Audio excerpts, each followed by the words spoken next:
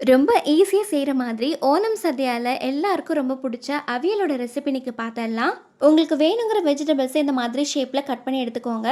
நான் இதுல இன்னைக்கு மஞ்சள் பூசணி, சேனக்கிழங்கு, கேரட், பீன்ஸ், வாழைக்காய், முருங்கைக்காய் இது எல்லாமே எடுத்திருக்கேன். இது கூடவே தேவையான அளவு உப்பு, கொஞ்சம் போல கருவேப்பிலை, 1 ஸ்பூன் அளவுக்கு வரமிளகாய் சேர்த்துட்டு, கொஞ்சம் போல தண்ணி சேர்த்து நல்லா மிக்ஸ் பண்ணிட்டு க்ளோஸ் பண்ணி வேக வச்சு எடுத்துக்கோங்க.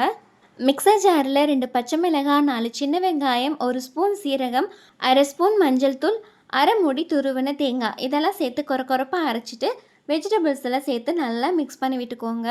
கொஞ்சம் போல் ராவா தேங்காய் எண்ணெய் சேர்த்திங்கன்னா அப்படியே உங்களுக்கு அந்த அத்தன்டிக் டேஸ்ட்டு கிடைக்குங்க. 1 மினிட் மட்டும் குக் பண்ணிவிட்டு ஸ்டவ் ஆஃப் பண்ணிவிட்டு பொடியை கட் பண்ண கொத்தமல்லி தலையும் தூவி சாப்பிட்டு பாருங்கள். கேரளாவுக்கு போய் உட்காந்து ஓணம் சദ്യ சாப்பிட்ற மாதிரி இருக்கும். சூப்பர் டேஸ்ட்டில் இருக்கும். ஸோ கண்டிப்பாக நீங்களும் ட்ரை பண்ணி பாருங்கள். நம்ம சேனலில் போயிட்டுருக்கிற ஓணம் ரெசிபீஸை மிஸ் பண்ணாமல் பார்க்குறதுக்கு சேனலை சப்ஸ்கிரைப் பண்ணிக்கோங்க.